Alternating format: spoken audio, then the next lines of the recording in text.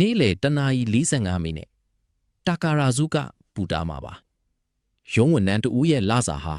ဝင်လာတဲ့အခါမှာတောင်စိတ်ချလုံခြုံမှုအပြည့်အဝမပေးနိုင်ပါဘူးဒီလိုအတွေးတွေနဲ့ပဲသူဟာအိုဆာကာကိုသွားဖို့ပြင်ဆင်နေတာဖြစ်ပါတယ်ဒီနေ့ကတောက်ချာနေ့ဖြစ်တယ်လို့ Spring Equinox ຫນွေဦးကာလနှညညီမျှခြင်းနေ့လို့ခေါ်တဲ့ရုံးပိတ်ရက်လည်းဖြစ်ပါတယ်နေတာနဲ့ညတာတို့ရဲ့အချိန်တွေဟာအတူတူနီးပါးဖြစ်သွားတဲ့နေ့လည်းဖြစ်ပါတယ်သူဟာတာကာရာဇူကာဘူတာကနေ GR line ကိုစီးပြီးအိုဆာကာဘူတာကိုသွားခဲ့ပါတယ်ရုံးပိတ်ရဲ့ဒီအချိန်မှာတာကာရာဇူကာဘူတာဟာတိတ်ဆိတ်ငြိမ်သက်နေပြီး platform ပေါ်မှာလူတစ်ယောက်မှမရှိသလောက်ပါပဲဒီနေ့သူဟာတငယ်ချင်းတစ်ယောက်နဲ့တွေ့ဆုံပြီးညစာစားဈေးဝယ်ဖို့ပဲစီစဉ်ထားပါတယ်ဒါပေမဲ့ဒီလိုပုံမှန်ရုံးပိတ်ရက်မျိုးမှာတော့သူ့ရဲ့ပတ်စံဟာမျောလင့်ထားတာတဲ့ပိုမြန်ကုံဆုံးနေတာကိုသတိထားမိပါတယ်ရာသီဥတုကတာယာလှပနေပါတယ်ဒီလိုပြာလဲ့နေတဲ့ကောင်းကင်ကိုကြည့်နေရင်းနဲ့တော့သူဟာပတ်စံအကြောင်းကိုစဉ်းစားနေမိပါတယ်သူ့ရဲ့လက်ရှိလစာဆက်ပြီးတက်နေတဲ့ကုန်စည်နှုန်းတွေနဲ့ဝေးနေသေးတယ်လို့ထင်ရတဲ့အငိမ့်စားယူချိန်တွေဟာသူ့စိတ်ထဲမှာရှိနေပါတယ်အသက်30ကျော်လာတဲ့အခါအနာဂတ်အတွက်ငွေကြီးဆိုင်ရာစိုးရင်ပူပန်မှုတွေဟာဘယ်တော့မှသူ့ဘဝကနေအပြည့်အဝခွဲလို့မရနိုင်တော့ပါဘူးတာကာရာဇူကာရဲ့တိတ်ဆိတ်တဲ့ရှုခင်းတွေဟာတဖြည်းဖြည်းအိုဆာကာရဲ့မြင်ကွင်းအဖြစ်ပြောင်းလဲလာပါလိမ့်အထက်မြင့်အဆောက်အုံတွေနဲ့ရုံးအဆောက်အုံတွေပုံမများပြားလာတာကိုမြင်တွေ့ရပြီးဒီနေရာမှာနေထိုင်သူတွေဟာနေစဉ်ဘဝမှာဘယ်လိုမျိုးငွေကြေးဆိုင်ရာအမြင်တွေရှိကြမလဲလို့သူတွေးနေမိပါတယ်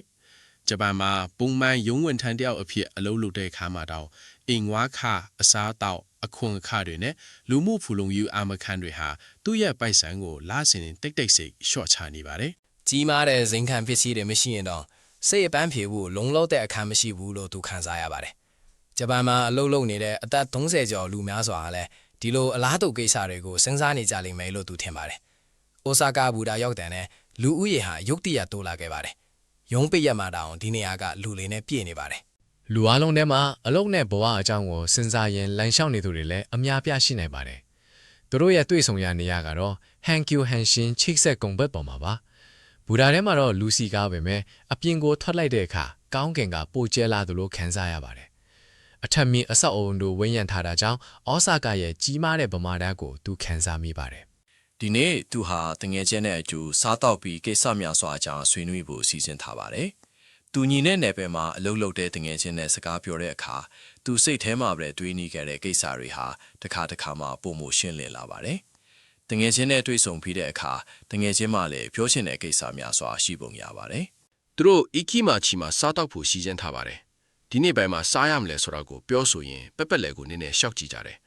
သူကအိုဆာကာကိုလာဖို့ဒီမဲ့ဒီလိုနေရာမျိုးကိုဖိဖိချင်းရှောက်ကြည့်ဖို့ဒါပထမဆုံးပါပဲအိုဆာကာဘူတာနဲ့အရနီးကက်နေပေမဲ့ဒီလိုနေရာမျိုးရှိမှသူမသိခဲ့ပါဘူး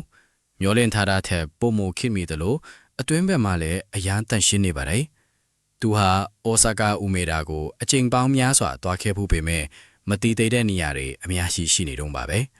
မြို့ကြီးတွေဟာသူ့လဲပတ်တိုင်းတမျိုးစီကွဲပြားတဲ့ပုံစံမျိုးကိုပြသနေတယ်လို့သူခန်းစားမိပါတယ်သူတို့ကြိုက်တဲ့နေရာတစ်ခုကိုရှာတွေ့ခဲ့ပေမဲ့နေ့လည်စာစားချိန်ကလေးကုံဆုံးသွားပါပြီ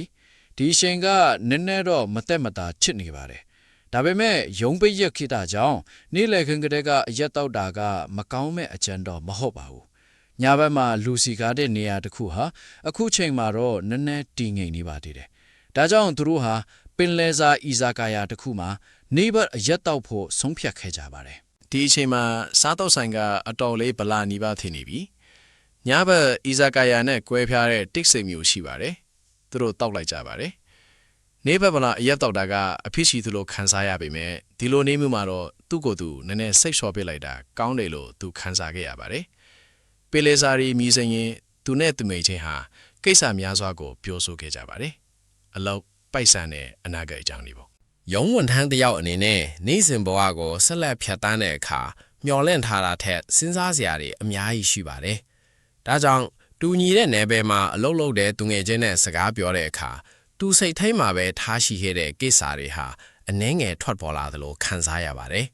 ဒီလိုချိန်မျိုးမရှိပဲလည်းနေနိုင်ပေမဲ့ဒီလိုချိန်မရှိရင်တော့ဘဝကနည်းနည်းပိုခက်ခဲလာနိုင်ပါတယ်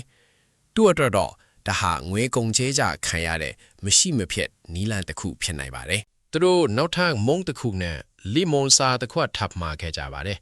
ပြောစရာတွေလည်းအများကြီးကြံနေပါတယ်လေမကြခင်မှာလည်း2နာရီလောက်ကုန်ဆုံးသွားခဲ့ပါတယ်တယောက်ကိုရန်3000လောက်ကုန်ကြခဲ့ပါတယ်သူတငင်ချင်းနဲ့ဒီမှာပဲလမ်းခွေခဲ့ပါတယ်စကားတွေအများကြီးပြောပြီးလဲနောက်သူ့စိတ်ထဲမှာနည်းနည်းပေါ်ပါသွားသလိုခံစားခဲ့ရပါတယ်အဲ့ဒီနောက်ဘူတာထဲမှာဒွန်ကီဟိုတေးဆိုင်ကိုသူတွေ့ခဲ့ပါတယ်ဘူတာထဲမှာဒွန်ကီဟိုတေးဆိုင်ကိုမြင်ဘူးတာဒါပထမဆုံးပါပဲ Station Donkey လို့တောင်ရေးထားပါသေးတယ်သူမျက်နှာသစ်စေးကုန်ခါနီးပြီဖြစ်လို့ဝယ်ဖို့ဆုံးဖြတ်ခဲ့ပါတယ်ဒီမှာရှိတော့မိတ်ကပ်ပစ္စည်းဒါမှမဟုတ်နေ့စဉ်သုံးပစ္စည်းတွေကုန်နေတာရှိမရှိကြည့်အောင်မယ်လို့သူစဉ်းစားခဲ့ပါတယ် စီစဉ်ထားတာတော့ဒါပေမဲ့မကြခင်မှာပဲသူမုံပိုင်းမှာရောက်နေတာကိုသတိထားမိခဲ့ပါတယ်။ရှာကူရာဆာကီအရာသာခစ်ခတ်တွေကိုသူတွေ့ခဲ့ပြီးမဝယ်ပဲမပြနိုင်ခဲ့ပါဘူး။အဲဒီနောက်တောက်ဆရာနဲ့တွဲဖက်စားဖို့မုံအနေငယ်လေးဝယ်ခဲ့ပါတယ်။ Beef Tank Kalbas နဲ့သူအကြိုက်ဆုံးလီမွန်အရာသာ Squid Tempura ချစ်ပြတယ်ပေါ့။လိုအပ်တာပဲဝယ်ဖို့ရည်ရွယ်ပေမဲ့မကြခင်မှာပဲမုံတွေအများကြီးတည်လာမိတာကိုသူတွေ့ခဲ့ပါတယ်။ဒီလိုနည်းနဲ့ပုံမှန်ရုံးပိတ်ရက်မှာပိုက်ဆံတွေတိတ်တိတ်ဆိတ်ကုံဆုံးသွားတာဖြစ်ပါတယ်။ အရက်တောက်ပြီးတဲ့နောက်သူတခုခုစားချင်းခဲ့ပါတယ်။ဦးတော်နဲ့ဂျာမန်နည်းနည်းတုံဆိုင်ခဲ့ပါတယ်။ဒါပေမဲ့ဒီနေ့တော့သူအိုချာဆူကေကိုရွေးခဲ့ပါတယ်။အမျိုးအစားများစွာရှိလို့သူဆုံးဖြတ်ရခက်နေခဲ့ပါတယ်။လက်မရင်းဝယ်ရတဲ့ဆိုင်မျိုးဖြစ်ပုံရပါတယ်။ဒီမှာ half and half တဝက်စီရွေးချယ်စရာလည်းရှိပုံရပြီးသူစိတ်ဝင်စားတဲ့အရာသာနှမျိုးရှိနေခဲ့ပါတယ်။ တခုတည်းကိုမဆုံးဖြတ်နိုင်တဲ့အခါဒီလိုရွေးချယ်နိုင်တာကသူ့ကိုနည်းနည်းပျော်ရွှင်စေပါတယ်။မာယူပြီး3မိနစ်ခန့်အကြာမှာရောက်လာခဲ့ပါလေ။မွေးကြိုင်နဲ့ဟင်းခတ်အမွေးကြိုင်နဲ့ကြိတ်ထားတဲ့မြင်းမန်ငါနဲ့တာကာနာပါတဲ့မန်တိုင်ကိုပါ။လက်ဖက်ရည်လောင်းချလိုက်တဲ့အခါပျော်ပြောင်းတဲ့ရေနွေးငွေတွေထွက်လာပါတယ်။အရက်တောက်ပြီးတဲ့နောက်ဒီလိုနွေးထွေးတဲ့အရာတစ်ခုကခန္ဓာကိုယ်ထဲကိုတကယ်ပဲစိတ်ဝင်သွားပါတယ်